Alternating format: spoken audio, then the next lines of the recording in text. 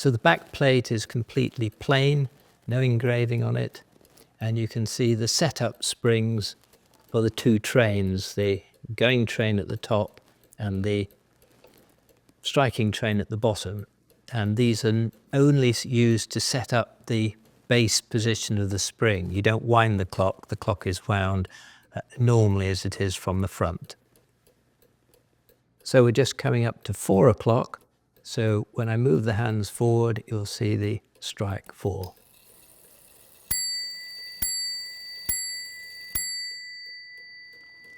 The bell at the bottom, most unusual.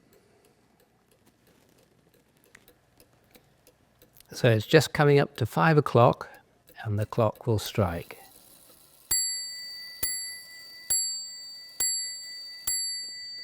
And the locking pin has dropped in and locked the wheel on number 5. We've got the lovely swan-necked potence acting as the top bearing of the escape wheel arbor.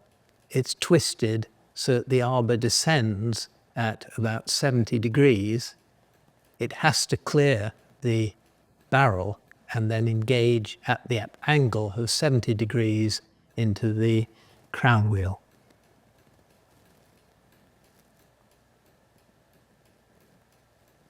You can see each swing of the pendulum through the pallet actually stops the clock and reverses the escape wheel for a fraction of a second, and then the escape wheel gives it the impulse to keep the pendulum swinging as it revolves.